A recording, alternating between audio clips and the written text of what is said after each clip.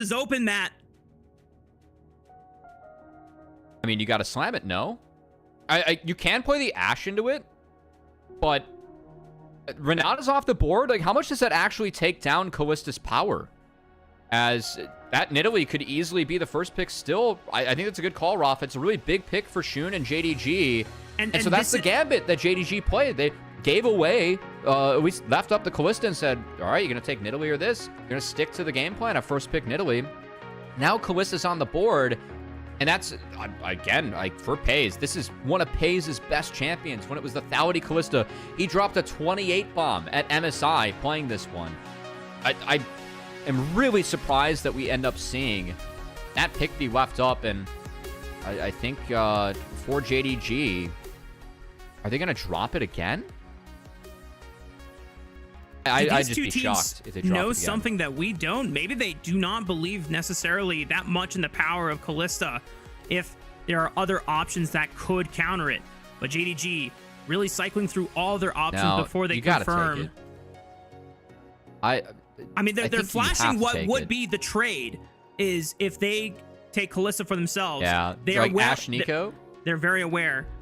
Wow, like I wonder if JDG are trying to get into the heads of top esports and saying, we know exactly what you're trying to play for, and we know exactly what you're going to pick and respond with, and we don't care. Go ahead, give us your best shot. Ashe Braum, Poppy goes up in value a lot. You can play Poppy top into Renekton as well, so could flex that one around with Crisp. But you gotta believe that Ashe is one of the few ADs left that you feel like you can actually really contest Kalista, push her out, and have ways to make plays across the map. As we see a Nico come in. Potential of this is a support pick and a deny from the Kalista combo. Also potential that we could see this mid for Creme. But I'm so shocked that we're just seeing top lanes or like Gnar being picked up. And I gotta say that so far, Nidalee doesn't really have a lane to play through, which is what I do like about JDG's draft. And if Lilia gets picked up here by Shun, this does really put the Nidalee on a clock. If you're not able to deal with a Lilia find picks early on, then she will just ramp on your team later on. So Nidalee Nico looking like they're already on a bit of a timer here, just given the comp that JDG is showing. There is so much personality being expressed through this draft right now, and just the statements that both of the teams are trying to say. That opening ban, the last one being Kindred, was top esports basically calling out JDG, hey, we know your jungler's feeling hot right now. We're going to get ready to snipe away one of his best picks, his most signature pick. And then the fact that JDG entered this gambit stage where they say, yeah, go ahead, take away the Nidalee. We're going to pick this draft that is going to basically supplant any available options that the Nidalee will want to play around with. And now as we're heading into the second round of bans, JDG are eliminating other things that could work well with this Nidalee, that could work well against the picks that JDG have already assembled. The Nautilus ban from top esport, you can play Nautilus Nidalee, and then you have the depth charge into both Kalista and Lilia. Like, that sounds pretty good to me. I'm pretty surprised that they banned that out. And now if they ban out Rel or Leona, you really narrow up that support pool. There's a lot of pressure now on JDG to really think about taking this Rel for missing. A pick that we haven't seen missing play yet. I wonder what top esports round out their composition with now that there's no Ashe for JackeyLove. There's no Hui for Creme, which is something that top esports have run as the jungle mid combo in all of their Nidalee games so far. JDG go with the Corki for Scout. It's a safe laner that can just guarantee prio in a majority of matchups and then just be able to farm safely if it's something a little bit more volatile. I really don't like the response that top esport had in this draft by going for the Nico and the Gnar. And again, I think the top esport's already on a timer. So taking MF here for me isn't actually too terrible, because if this game gets to a certain point, then I think that they lose with what's showing. MF plus Rel is an option, or they can try and take something into Corki. But if they do put the Nico mid, they're really on a timer. I mean, I guess they could still go Rel, but that would put Nico mid, and I'm not sure if that's ideal for top esports. I think you would rather set it to Crisp and give Creme something a little bit more powerful that can take over the game. Now, something like Yonan. That would work a lot better and benefit from the attack speed buff that Nidalee gives, because You know, for Misfortune, not necessarily a champion that's really strong off of repeatedly auto-attacking champions. It's mostly just centered around that ultimate, but at least now you have some part of this composition that gets better as the game goes on. See, for JDG, I don't think they could pick something like Alistar. It would be curious. Honestly, Camille's not terrible. You have some ways to play around Nico. Okay. Gonna be Alistar. I think that Top Esports kind of saved this draft in the back half. I'm still concerned because JDG scale pretty well this game. I'm not sure if the Gnar plus the Yone can overcome the scaling that JDG has. I just think it's really important that Top Esports are able to play out their 3 lanes. Because Gnar and Yone, in this mid game, you need to have the Yone into the Corki and the Gnar into the Renekton. But if you get that set up, it is really good for Top Esports. So they somewhat saved the draft by having these self-sufficient solo laners where you might be able to play through the Nidalee, and bot should have shove for them. But man, if Corki and Kalista get going, I just don't think the comp from Top Esports has enough damage to actually get through either or both of those carries, or a Renekton or a Lilia. Yeah. So I think that's going to be a struggle. So really feel like Top Esports are on a timer this game. And as we load up onto the Rift for Game 2, we didn't get a chance to show the audience what the talent predictions were across the board here. And we got to get them now before the game progresses too much. And I'm already in the hot seat because I was feeling Top Esports were at an all-time high coming into this best of 5 series. And, you know, that is not happening at this point. You know, that Top Esports could still win the series, but JDG looking so damn good off of the first game alone. And if it continues at this rate, you know, no one predicted a 3-0 for JDG, but the most in favor of JDG is Rude, who also predicted the 3-1 Top Esports victory over BLG last night. So, yeah, who knows? Maybe Rude could be the ultimate prophet here on the broadcast team. Could be. I didn't have things being this JDG favored, but things that we looked for, the checklist hopping into this game for JDG. Better drafts, better performance from Missing. We saw that in Game 2. I feel like we have a way to win this draft as JDG in or we saw it in Game 1. We have a way to win this draft JDG in Game 2. So see if Missing can play well again. Top Esports already trying to use the power of their composition. Level 1, bullying Shun out of the red quadrant. They're not going to be able to stake out this ward before Chris got it. Oh, yeah. Well, they got a sweeper.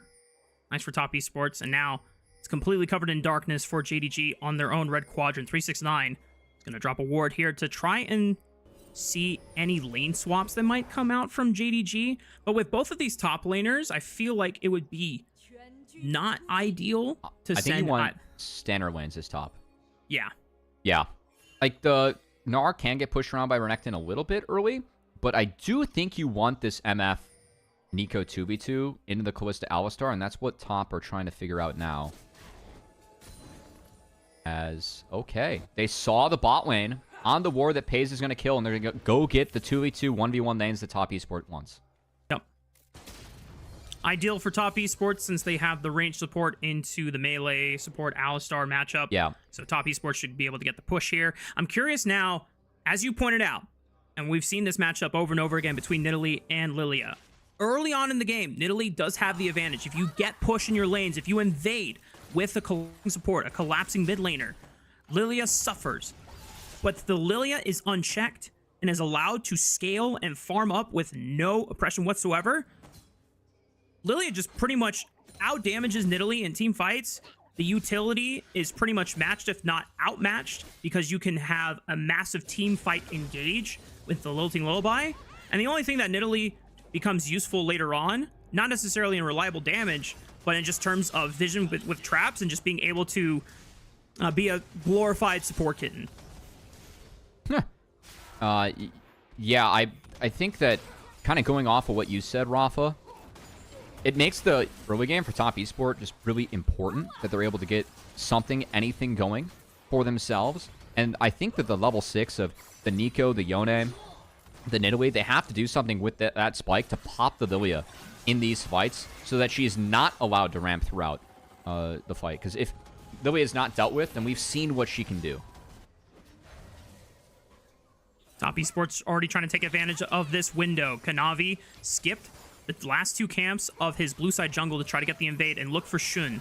But he's already clearing up the Crux. Missing with the flash engage. He's tries dead. to go in, but maybe just a little too early because Shun was not in position to capitalize. And Missing goes down for first blood. Shun also taking a lot of damage on the back half. And Kanavi now has a chance to stop recalls and even fish for a red buff on the back end. I mean, what is the idea here from Missing, man? Like, these plays are just indefensible from him. As we'll see if Chris, he has the ability to maybe tank the tower a little bit more with taking over a minion, which I know that you saw, Raafaa. With we had the observer zooming in on the siege minion, but missing the flash commit with how low he was, there was no opportunity to even turn for JDG, and now it's just going to be a poke war, which Kanavi with the red buff should be able to win. Chris can look to chain the route through the red buff, but I think it's enough for JDG. Sack. Wow. Yeah. It's just too dangerous because that's really Creme big. had just based. He is teleporting now, so Scout had the first move, which is why Top Esports cannot actually contest and take that red buff away. So even though it starts off looking well for Top Esports, there's just a momentary moment for Scout. He's able to relieve JDG some pressure there. Yeah, and now I love how JackeyLove and Chris, they're actually walking into mid lane because they want to see where Kalista goes. They're kind of trying to guess if it's a swap or not. Renekton shows bot, so now they're going to be headed back up towards the top side. So again, Top Esports being really directed with where they want these lanes. They want the 1v1. They want the 2v2. Going to take the right steps to get that. I do like this a lot from Top. Still want to see that same game plan that Top Esports exercised just in the first 3 minutes. Go for early invade plays. Use the priority of these lanes to be able to give Kanavi that extra help to move first and pressure Shun off to these camps, because you want to be very oppressive in just making sure that Lilia doesn't get a chance to play the game. As now the first objective spawns on the map in that Ocean Dragon. Grub spawning in just under a minute time. I do like what we're seeing here from Scout. Scout actually has a little bit of a CS lead. We'll have to base to get back and contest the grubs. That's a nice timer for Creme to hit, but still, Scout being up a little bit in economy can be really big later on. As of course, you did tease the grubs. This is very aggressive from Ala. 6 hit by Creme. He interrupts the Fate Sealed. Creme is in trouble. Still doesn't... I mean, he has a flash. Just pops the W. All right. Well played. Still, tempo-wise, we have Scout walking bot. He has no TP. Again, grubs are spawning. This at least sends Creme back to base, but we don't have the setup from JDG to contest or look for the first grubs, and I'm a bit surprised to see Shun actually walking up to take his Krugs on the top side, because with the pressure that Crisp and JackeyLove are laying down on the Peyz and Missing, it doesn't feel like this first grub fight is really doable for JDG. Especially, you don't have Dominus available for Ala either. I mean, he was, I guess, trying to guarantee prio by forcing Creme off momentarily, but as you called out, because there is pushing lanes from JackeyLove and Crisp, it's enough for Kanavi to feel confident in securing the first rotation of grubs here. Will say, I kind of like what JDG did with the lane assignments. I think it's a little bit cute. Renekton into the Yone. You could actually have the chance to push Yone around. Meanwhile, the Corki into the Gnar. Really tough for Gnar to get Corki out by any means. So I like how JDG is at least keeping this map a little bit dynamic and trying to find the right matchups for them. We've talked about how Top's been so intentional with getting these 2v2s and 1v1s out of base. Good to see JD Gaming. We switch things up to try and get a little bit of edge in their favor with the solo lane matchups. But no edge to be found in this top side as this 2v2 with the support of Kanavi has been dominating. Just a little visit from Kanavi forces Missing and Peyz to sack this wave.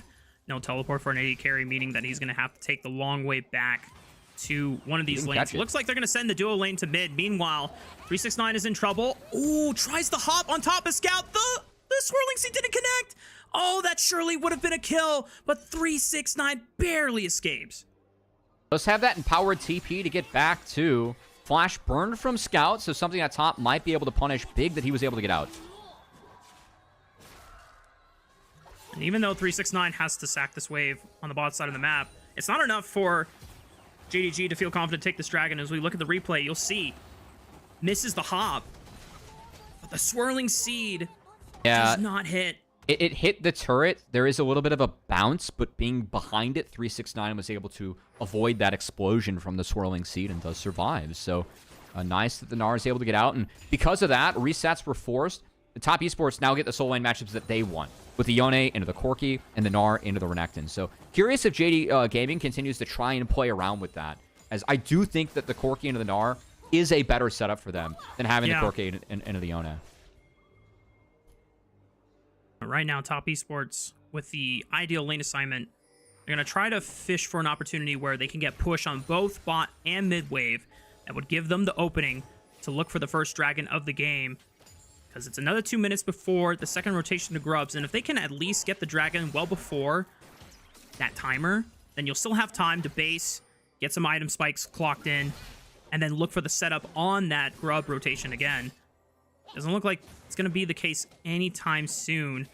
It's 369 doing a great job of bullying Ala. Ward?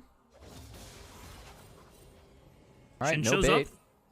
Yeah, really nice from 369, though. I like how he's not just brute forcing this wave either. Oh, okay, now he is. But he's pushing it in to support Kanavi, who off that top lane advantage. Again, top esports played for this lane assignment. Bit of a chunk from 369. It's going to force a response. We have Scout now TPing top, but will not be any here in time to support the red buff invade from top esports. So Jun getting forced out a bit, and Kanavi is starting to throw his weight around a bit on this Nidalee. Yep. Top esports making a repeat of the visit to that red buff, but this time top esports have greater numbers, and this time they are able to deny that red buff away from Shun. Not the most demoralizing thing for Lilia. It's just one extra camp, but these are the types of plays that top esports want to continuously make. And if it's in succession over and over again, and the Lilia is actually decelerated and very behind on economy, then that's where you can find a sizable advantage for this Nidalee to take over the game.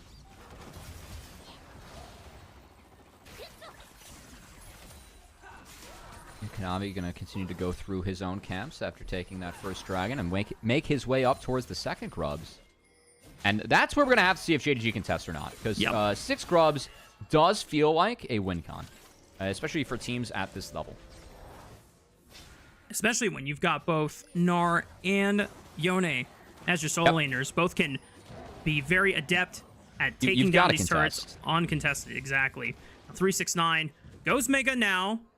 Will not have Mega once these Grubs spawn. Might not be the most ideal timing unless 369 can just get a massive shove on the wave and force Scout to be occupied while the rest of top esports force this Grubs on spawn. I mean, Shun's on the other side of the map. They're dropping this. They're just trying to play for anything at bot outer, and the Yone is already in base, so nothing to be had here for JDG. And now you have to play against a 6 Grub Nidalee and try and scale into this game, get the Corki going, get the Lilia going. It just feels like with the first play from Missing being jailed so much in this 2v2, never really seen JDG get anything going. That's likely going to hurt their comp as this game goes forward. But still are able to scale really nicely. Some potential there, but being this far on the back foot now with 6 Grubs in the hands of this Yone and Gnar, as you highlighted, it could be dangerous, but Awa. Creme forced to use the Fate Sealed once again as Ala interrupts it. Dominus popped and exchanged for Creme's own ultimate. Just trading spells at this point. No danger for Creme. Ala trying to get some priority there, but there's no objectives to really fight for. I guess it's just kind of a stat check and just a moment for Ala to see, hey, can I actually force anything out of Creme at this stage? Not quite yet. I like this from top esports. Again, both solo laners just hit recall at the same time. They're going to switch the lanes to get the matchup that they want. So Yone into the Corki, Gnar into the Renekton. Good chunk from JackeyLove on a Peyz. Does have the Fam Scepter, so we'll get it back up in a couple waves. But really all eyes now on top esports. They have 2 minutes with plates up where they can get a little bit more from this 6 Grub advantage that they have. Curious where Kanavi goes. I mean, he wants to invade on this bottom quadrant jungle into Shun, and being able to open up mid-prio by using that ultimate for Misfortune to chunk Peyz makes it even less appealing for JDG to help contest on some of these bot camps, but it looks like none of them are really up for them to go for, so Kanavi just linking back up with JackeyLove and Crisp in the mid lane, continuing to get more gold into JackeyLove's pocket through the turret plates. On that wave, yeah. plate polished off, and then a full plate taken just on the wave. So, again, seeing the brute force mid, a little bit curious. Usually we're used to seeing sides overloaded. Then you force the other team to decide, you know, do we trade out and just lose because we're down grubs, or do we contest and, you know, lose out on resources on the other side of the map? Do want to shout out 369, doing really good work on the Gnar. 369 himself, very good Gnar Renekton player, and making good use of the Gnar pick going into Awa's Renekton in this game.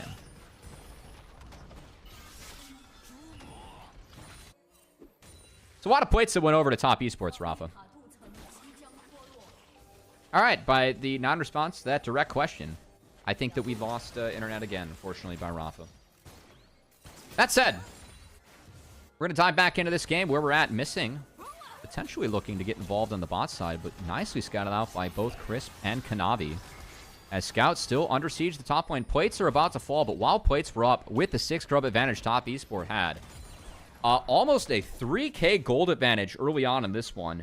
Going to make it really tough for JDG to play their way back in. I think they're waiting on quirky 2 items to go from there, but the lead from the 2v2 of JackeyLove and Crisp going into Peyz and missing, countering the very OP Callista that has been banned for the vast majority of draft, has led to a very nice lead for top esports early on. They're the ones actually pressuring both the turrets. Creme flashes in after the Fate Sealed, misses, not able to find the kill onto the Corki, but will find the turret in this upcoming wave. You gotta believe if he wants to stick around.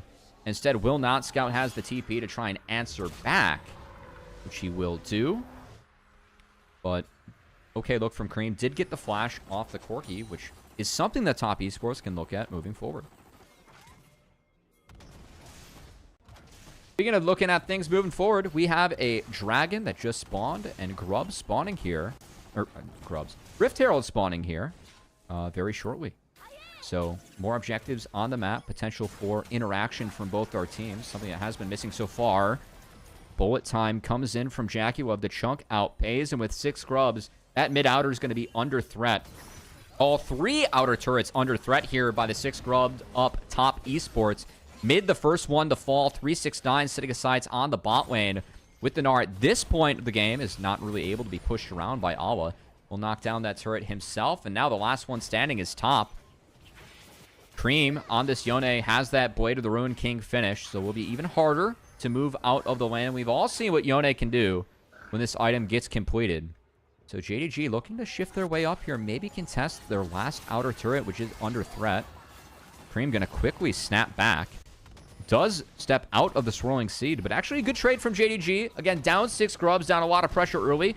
Do manage to send a few members up here to get the turret, but top esports is not going to let them do this for free. TP coming in from 369 is Mega. The last second of Mega flashes in, gets the Mega Gnar off. Scout going to melt in the back half to 369. Creme now looking, connects. Raafaa, you're back. No, keep going, King. Creme is able to pick up missing on the back end. Top esports rolling over this fight. The only consolation prize for Shun was he was able to smite away these Krugs, but now he's under fire, forced to flash and use the Lilting Lullaby as a defensive maneuver, and he gets out alive. But the rest of JDG are falling on this top side play. The only thing that they can be happy about is that Ala and JackeyLove, or Peyz I should say, got some time in both the mid lane and the bot lane turret. Yeah, but again, no grubs, so it's just diminishing returns here. Top esports knocked down an inner worth way more gold at this point of the game. So yeah, I mean, JDG, they try and get something, but overall losing out heavily on the map. And off the back of a great TP, and the last second of Mega Gnar coming out from 369 was massive.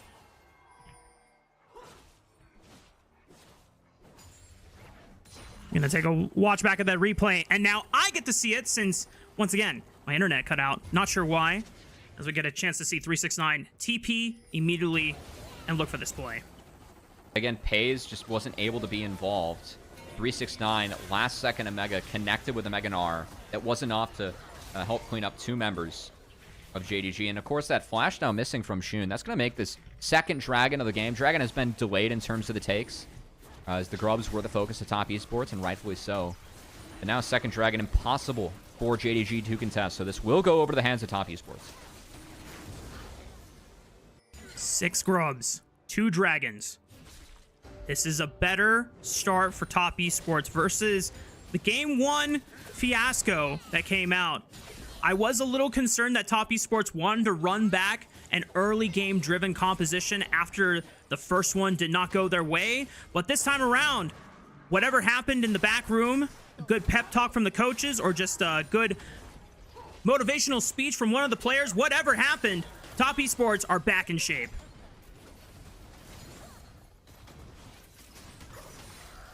Well, looks like we're going to get a replay. Missing had to be yoinked in by the Bates call of Peyz, and now Peyz. He's going to hop out, but still half health. And again, 6 grubs. The onslaught can continue here for Top Esports. JackeyLove dinged up by Lilia, but does have the cleanse, so would be able to get out of any lilting lullabies coming through. And the pressure continues, and this is why dropping that second grubs and all 6 grubs so important for Top Esports, and so surprising by JDG. A lot of teams willing to flip that. And again, just staring down Yone Gnar, which have a couple of really positive matchups into your solo laners. Very surprised that JDG didn't go for some sort of contest. That's just how much on the back foot Top Esports has had them for the entirety of this game. Another objective in their hands, Matt. This is complete map domination from Top Esports. Yeah, it's been a 5,000 gold advantage just accumulated from the strength of turret plates, turrets, objectives, because it's only 3 kills. So all the economy is coming from everywhere else how Top Esports have engineered the first 19 minutes on the Rift.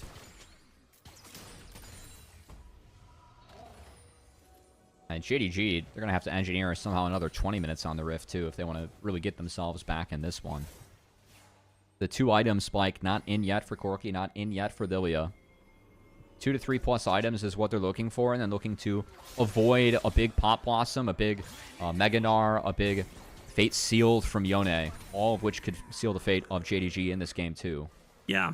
And Good news is that MF falls off. Like, later on, I think things are decent for JDG, but the scoreboard right now is just looking very grim for them. It's going to be really tough to get back in this one. Yeah, and I think the nail in the coffin is going to be how this Otacon fight plays out, right? If Top Esports get it with no contest, it just seems like JDG have really just checked out of this game and have given up all agency, as Scout getting flashed on by 369 is just a solo kill for 369's Gnar.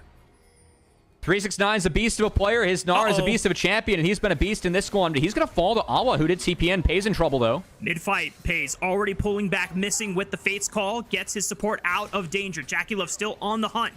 Not enough damage to really threaten Peyz's life, but Creme over the wall with the solo unbound. Fate Sealed forces the flash out of Shun, and it's going to put this deer at death's door. Top Esports still looking, but Chris not able to get close enough. Good spear by Peyz in the slow. It puts Top Esports at bay, but you cannot deny the strength that they have on the Rift right now. Yeah, this is going to be an inner turret falling, and look at Creme pushing mid too. 6 grubs, Rift Herald, goodbye to your turret. JackeyLove will clean that one up. Creme cleaning up a mid inner, and just like that, I mean, 5 turrets taken by Top Esport, and the last inner is at a 4th HP. A lot of flashes denied from JDG G2. Taking Shun's flash at the back half of that play was significant. And now Shun's in trouble. He could be hunting. That's the target they want to capitalize on. 369 with the TP cut off Shun's escape route. Creme was able to follow up with the Soul Unbound as well, paired with the Q3. Shun is now down for the next 30 seconds. Fortunately for Top Esports, Baron is not up for 3 minutes, but you know what is up? Otacon is. No smite for 20 seconds, and man, it just feels like JDG going out with a whimper in this game. It's been Kanavi able to dictate the pace of this game on the Nidalee. Game 1 was a tough one from Kanavi. Did not look good. At times looked like he was still jungling for JDG, but in this game, he has been owning Shun. And the 2v2 having so much pressure, missing being jailed. Shun and missing haven't done anything on the map. As we get another look at this one, 369, that preemptive flash, very nice. Got Scout's flash. That's a positive trade in the first place. And with the red buff, just able to chase down the Corki. Those W procs helping make sure that there's enough damage in the tank for 369, who moves to 3-1 and really has been the MVP of this game so far for me. Yeah, and it's one of the few games where 369 gets to be a standout player on this roster. When you look at the star power that Top Esports have, you're looking at JackeyLove, you're looking at Kanavi, you're even looking at Creme, who is, you know, the mid laner. A lot of development into making a rising star in the mid lane pool alongside so many famous contenders that LPL have been able to represent on the world stage with. But 369 on this Gnar has been incredible in being able to push that advantage forward as Kanavi goes a little too far forward, but Chris buys some time with that Pop Blossom. Peyz pulls back Missing with the Fate's Call, sends him back in. JackeyLove is in front, but this cow just got turned into ground beef, and the rest of Top Esports are eviscerating the rest of JDG, and they've got nowhere to run. Peyz is going to try to hop, skip, jump out of the way of this one, but with Otacon GAs on their side, there's nothing that can stop Top Esports from taking what is theirs. One brick by one. I mean, get us to game 3. This one's all wrapped. Otacon buff on Top Esports. They did not even need it. And that engage was really not good from them. Like, Fate's Healed with Pop Blossom Flash only caught 1. Just didn't matter. Top Esports have too much gold to their name in this game 2. And are going to even up this series here when they take down the rest of these objectives. There's still another 10 seconds before Scout and Shun respawn back on the map. Missing is trying to buy time, but yeah, that cat sensor was trying to cover what was going to be another not safe for work death on the side of Missing, as the rest of Top Esports, they might not have enough time to actually push this advantage in for a game 2 win just yet. But with 12,000 gold advantage on their side, Matt, and being able to pick up this dragon for free on the back end, this is pretty much over. Missing again, this Alistar pick into the Nico, I just do not think was warranted this game. Like, yes, the Kalista Alistar is a really sound combo, but we've never really seen Missing be able to get involved in these fights. It's just, yes, all right, look at that. Wow, I mean, I think it was a lot more than just supportive, but again, Missing is chunked out. I mean, that engage on Kanavi is for what? Then he gets pulled in. The re-engage in the back half is actually okay, and again, I thought that JDG might have a chance, but Missing, when he goes in, takes that exit, there's no one that can follow him. And JDG just ends up getting corralled in the back half. So I feel like the timing of some of these engages from Missing still just way off. And again, this game from JDG, just the decision to not contest second grubs is surprising. Because after that happened, it just really felt like it was a slow bleed out and die angle for JDG. Yeah. I mean, you would think that maybe there was a way for JDG to stall out this game better, but from the early play on the top side of the map, oh, hang on, Missing has a nasty flank on Creme, but gets interrupted by the Q3, but the Fate Seal just takes him over the wall. He's out fine, and now Top Esports have a chance to re-engage, and Peyz is just going to call back Missing with the Fate's Call. I mean, if he headbutts or pulverizes there instead of headbutts, then at least the Yone gets the other side of him, and then he can maybe flash W him back. So, I mean, another misplay by Missing. The fact that he headbutted them like that actually gave the out for the Yone. And now Missing's going to get chased down by Red Buff Nidalee. Oh, yeah, he's dead. Yeah. The Keck W emote, he knows this game was not the greatest, and JDG are just at the mercy of Top Esports. Whether Top Esports want to take more kills or if they want to put them out of their misery and just go blitzing for the turrets. Creme getting a little fancy into the back line, forcing Peyz back. 369 Mega. 369 has that threat. And this is just pretty much donezo for JDG. Top Esports answer right on back in game 2. Not even worried about what happened in game 1. JDG one last stand to try and push Top Esports back, but just a couple more auto attacks and the Nexus falls. Top Esports even up the series. Not a very competitive game 2 there. Again, that gambit of leaving both the Nidalee and the Kalista up ended up paying off for Kanavi's Nidalee. Now denied from Shun for the series 2. A really significant pick for him. In fact, the only pick that he's played in every series so far. First time he has not had access to it. Well played by JDG or Top Esports to give that one over and have a game plan for it. I was a little bit questioning of their draft, but I will say the Yone rounded out really well, and they were able to have solo laners that could win with the help of Nidalee, and that was pushed through very hard by the fact they got 6 grubs as well, so not bad. Yeah. And I think it all just snowballed slowly after the top lane setup onto Missing and Peyz. The fact that Missing tries to turn around the fight, thinking that Shun was in closer range to capitalize on the play, and a misexecution just really punishes JDG's bot lane from ever getting priority back. And from there, it didn't seem like, you know, Shun was completely put out of the game because he was able to get a majority of his camps back. But that pressure just slowly crept up and just started strangling JDG out of the game. And as you called out, by the time that it amounts into 6 grubs, fully uncontested, and Top Esports just successfully taking turret one after another, what can you expect JDG to accomplish?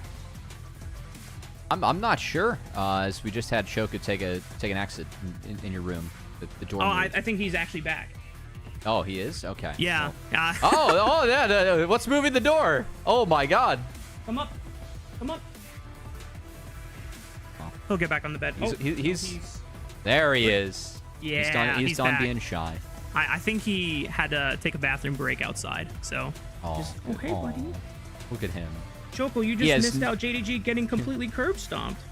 Yeah, Choco just sprawled out, and JDG was completely distracted by the sprawl in that game. They weren't able to ever get in it. That would have had to have been it. Well, I have a prediction here, Matt. What is that prediction, Raafaa? Because Choco is now awake, I think the series is coming to a closer end than predicted. I mean, I think that he woke up at the right time. He missed 2 pretty one-sided games, and hopefully we get a slobber knocker coming up here, you know? I mean, we'll Choco see. Diff. Maybe we'll see. Maybe these next 2 or 3 games are going to really deliver, because I do enjoy the series being tied up, but what I want to see is both of these teams throwing hands at their best, you know? Not necessarily just getting rolled one game after another. Oh, big yawn. I think what chat wants to see is more pets for the doggo, which, of course, giving a full display here. Wow. JackeyLove versus Peyz. Got to say, really hyped up this matchup coming in. Thought game 1, each of our ADs played reasonably well. Game 2 just felt like Peyz could never do anything into that MF Nico lane that was being run by JackeyLove and Chris. Yeah. I mean, like, obviously we talked about the early dive onto the bot lane duo, but then 369 was so competent in being able to push his own solo lane lead. And the funniest thing is that JDG was trying to, you know, swap their solo lanes around and have the Corki answer the Gnar while the Renekton handled the Yone. Both the times, all they tried to, like, force something out of Creme, never any pressure to flash, just the trade of ults. And eventually 369 somehow wins the 1v1 against Scout there. So that is just disaster scenario for JDG. So now it just really begs the question going into game 3. You know, what do JDG try to answer back with? Because we've had 2 compositions where Top Esports won to blitz the early game. Game 1, not successful. Game 2, very successful. And it seems like that just might be the repetitive game plan that Top Esports is just trying to challenge JDG on, saying, we can play the early game better than you can play the scaling game. I actually want to see Top Esports. They banned Rise on blue side with Kalista now missing. That's a common red side ban that's now off the board. I want to see them still deny Scout his Rise. Again, I think that with JDG, self-sufficient solo laners that can go help support Shun, that's a big win con for them. We saw in this game, stronger solo laners with better matchups across the board. For Top Esports, they were able to get this game done for that and a lot of other reasons. But I thought that Scout looked really, really good on the Rise pick. I think it really opens up the playbook for what JD Gaming can do. And I would continue to at least deny that from Top Esports. Because, again, I think the game plan for me, better drafts from JDG, better play from Missing. That's how they can win this series. I still think that draft was kind of okay, but the Alistar on 5 looked really bad. And Missing was not able to do a lot in that game. I can't even, like, go super hard on Flaming Missing. I do think that he made a couple of tough plays, but it was a tough setup for him with Alistar and just was never able to get anything going. Yeah, I mean, melee support into range support, you're already losing the push war, and so then the value comes into being able to set up strong engages or re-engages with Kalista Alistar, and it just, he never got an opportunity to. So, like you said, tough setup. We're just waiting to see what the LPL official broadcast decides who their MVP for the game is. I mean, for me, I think it's a pretty strong argument for either 369 or Kanavi. It's a 369 win. Yeah. Yeah, deserved. Yeah. Yeah. He made the big TP play, found the solo kill onto the Corki, and overall just had a really, really solid game. So really well done by 369. I think that's well deserved. His Gnar, always been fantastic at the Gnar, the Renekton, and to see him play with a Gnar like that in the Allah's Renekton was quite nice. I think that really helped shift the game in top esports favor.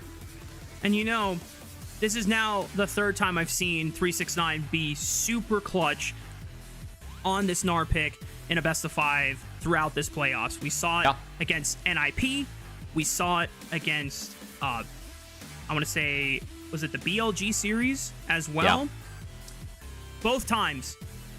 Now, unfortunately, because this is a Fearless, we're not going to see 369 Gnar again, but it has awarded Top Esports a way to even up the series, stop the momentum from JDG after what was such a fantastic game 1 on their part from them. And now we're heading into game 3, Matt. I'm honestly bummed we just don't get any 369 Renekton. I love 369's Renekton. I think he plays the pick so fantastically well. Of course, Awa got his hands on that one. Good answer from 369. If we're going to talk about top lane more, I think eyes have to be on the Kennen picks. Something that has been really big for Awa, and even 369 busted out in their series win just yesterday. So, interested to see if that continues. And it looks like we had a 5 for 8, actually not too convincing of an MVP vote. A couple of votes for JackeyLove in there as well. There's one for Kanavi as well. But I mean, when you're JackeyLove and you outdamage Peyz by like 15k, that does feel pretty good. You know, I mean, I think that's the last point I'll make is that the Callista Gambit worked in favor for Top Esports. They had a choice, right? They say either we deny Shun his Nidalee when he is on a high note and feeling good right now after the game 1 win, or we give over the Callista over to Peyz. And you know, props to Top Esports for being able to carry that Gambit out through. It pays off. For us, game 3 is on the horizon. We got a little bit of time, so we're going to break for it. When we come back, draft for game 3.